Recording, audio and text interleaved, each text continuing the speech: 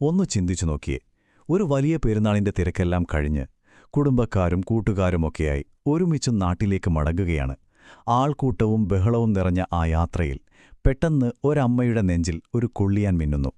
മനസ്സിൽ ഒരൊറ്റ ചോദ്യം: അതെ, എന്റെ മകൻ എവിടെ?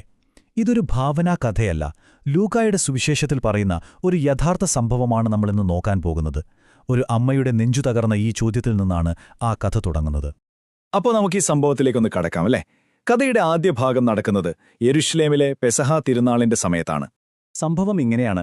മറിയവും യോസേപ്പും എല്ലാ വർഷവും ചെയ്യുന്നതുപോലെ പെസഹ തിരുനാളിനായി യെരുശലേമിലേക്ക് പോവുകയാണ്. അന്ന് 12 വയസ്സുള്ള യേശുവും കൂടെയുണ്ട്. തിരുനാൾ കഴിഞ്ഞ് ബന്ധുക്കളും നാട്ടുകാരുമൊക്കെയുള്ള ഒരു വലിയ സംഘമായിട്ടാണ് അവർ തിരിച്ചു യാത്ര ചെയ്യുന്നത്. അപ്പോൾ സ്വാഭാവികമായും ആ വലിയ ആൾക്കൂട്ടത്തിൽ എവിടെയെങ്കിലും തങ്ങളുടെ മകനുമുണ്ടാകുമെന്ന് അവർ ഉറപ്പിച്ചു.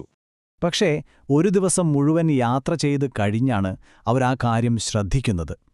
അപ്പോഴാണ് ആ ഞെട്ടിക്കുന്ന സത്യം അവർ മനസ്സിലാക്കുന്നത്: യേശു കൂടെയില്ല. ഒന്നാലോചിച്ചു നോക്കിയേ ആ അച്ഛനമ്മമാരുടെ അവസ്ഥ. അതോടെ അവിടെ നെഞ്ചിടിപ്പ് കൂടുകയാണ്, തെരച്ചിൽ തുടങ്ങുകയാണ്. അങ്ങനെ കഥയുടെ അടുത്ത ഘട്ടത്തിലേക്ക് നമ്മൾ കടക്കുകയാണ്. ആദ്യ നിറഞ്ഞ ഒരു തിരച്ചിൽ, ഒരച്ഛൻ്റെയും അമ്മയുടെയും ഹൃദയമിടിപ്പ് കൂട്ടിയ 3 ദിവസങ്ങളുടെ കഥ. 3 ദിവസം, 1-2 മണിക്കൂറല്ല, നീണ്ട 3 ദിവസങ്ങൾ. ഓരോ നിമിഷം കഴിയുംതോറും അവരുടെ ടെൻഷൻ എങ്ങനെയൊക്കെ കൂടിയിട്ടുണ്ടാവുമല്ലേ? ആ 3 ദിവസത്തെ നമുക്കൊന്ന് നോക്കാം. ആദ്യത്തെ ദിവസം അവനില്ലെന്ന കാര്യം അറിയാതെ അവർ യാത്ര തുടരുകയാണ്. രണ്ടാമത്തെ ദിവസമാണ് ശരിക്കും ആ തിരിച്ചറിവുണ്ടാകുന്നത്. ഉടനെ തന്നെ അവർ പരിഭ്രാന്തരായി യെരുശലേമിലേക്ക് തിരിച്ചുപോയി. പിന്നെ 3-ാമത്തെ ദിവസം ആ വലിയ നഗരത്തിൽ മുഴുവൻ എല്ലായിടത്തും അവർ അവനെ തിരഞ്ഞു. ഈ സംഭവം നമുക്ക് തരുന്നൊരു വലിയ പാഠം ഇവിടെയുണ്ട്.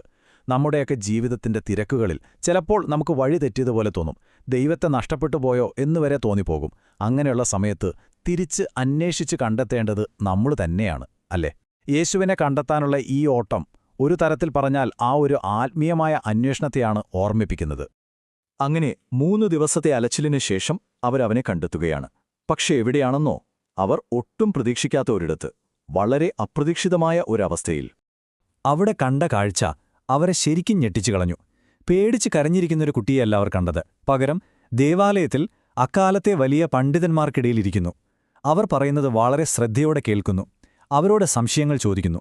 അവരുടെ ചോദ്യങ്ങൾക്ക് തന്റെ പ്രായത്തിൽ കവിഞ്ഞ അറിവോടെ മറുപടി പറയുന്നു. ശരിക്കും അത്ഭുതം തന്നെ. അപ്പോൾ ഇത്രയും ദിവസം ടെൻഷൻ അടിച്ചിട്ട് മകനെ കണ്ടു കിട്ടുമ്പോൾ ഏതൊരു അമ്മയും ചോദിക്കുന്ന ഒരു ചോദ്യം മറിയം ചോദിച്ചു: മോനെ, എന്തിനാ ഞങ്ങളോടിങ്ങനെ ചെയ്തത്? ആ ചോദ്യത്തിലെല്ലാം ഉണ്ട്. സങ്കടമുണ്ട്, ദേഷ്യമുണ്ട്, ആശ്വാസമുണ്ട്, എല്ലാം. പക്ഷേ യേശുവിന്റെ മറുപടി ആ സംഭാഷണത്തെ മുഴുവൻ മാറ്റിമറിച്ചു. അവൻ തിരിച്ചു ചോദിച്ചത് ഇതാണ്: എന്തിനാണ് നിങ്ങൾ എന്നെ അന്വേഷിച്ചത്? ഞാൻ എന്റെ പിതാവിന്റെ കാര്യങ്ങളുമായി ഇവിടെയായിരിക്കുമെന്ന് നിങ്ങൾക്കറിയില്ലേ? ആ ഒറ്റ മറുപടിയിൽ എല്ലാം വ്യക്തമായിരുന്നു. താനൊരു സാധാരണ കുട്ടിയല്ലെന്നും തനിക്ക് അതിലും വലിയൊരു ദൗത്യമുണ്ടെന്നും അവൻ പറയുകയായിരുന്നു. അതായത് യേശു പറഞ്ഞതിന്റെ അർത്ഥം ഇതാണ്: എന്റെ യഥാർത്ഥ പിതാവ് ദൈവമാണ്. ആ പിതാവിന്റെ കാര്യങ്ങൾ നോക്കുക എന്നതാണ് എന്റെ ജോലി. ആ ഒരു തിരിച്ചറിവ് തന്റെ 12-ാമത്തെ വയസ്സിൽ തന്നെ അവനെ വളരെ വ്യക്തമായിരുന്നു. ഈ സംഭവം നമുക്കും ഒരു വലിയ സന്ദേശം തരുന്നുണ്ട്, അല്ലേ? നമ്മുടെ കഴിവുകളും അറിവുകൊക്കെ സ്വന്തം കാര്യങ്ങൾക്ക് വേണ്ടി മാത്രം ഉപയോഗിക്കാതെ അതിലും വലിയൊരു ലക്ഷ്യത്തിനു വേണ്ടി ഉപയോഗിക്കുമ്പോഴാണ് നമ്മുടെ ജീവിതത്തിന് ഒരു യഥാർത്ഥ അർത്ഥമുണ്ടാകുന്നത്. പക്ഷേ കഥ ഇവിടെ തീരുന്നില്ല. ഒരുപക്ഷെ ഇതിലെ ഏറ്റവും പ്രധാനപ്പെട്ട ഒരു ഭാഗം വരാനിരിക്കുന്നതേയുള്ളൂ. ശരി, തന്റെ ദൈവീകമായ ദൗത്യത്തെക്കുറിച്ച് പറഞ്ഞതിനുശേഷം യേശു എന്തു ചെയ്തു എന്നറിയാമോ? അവിടെയാണ് ഒരു ട്വിസ്റ്റ്. താൻ ദൈവപുത്രനാണെന്ന് പറഞ്ഞിട്ട് അവൻ അവിടെ പണ്ഡിതന്മാരുടെ കൂടെ ഇരുന്നില്ല. പകരം ഒന്നും സംഭവിക്കാത്തതുപോലെ തന്റെ അച്ഛനമ്മമാരുടെ കൂടെ നസ്രത്തിലേക്ക് തിരിച്ചുപോയി അവർക്ക് വിധേയനായി ജീവിച്ചു.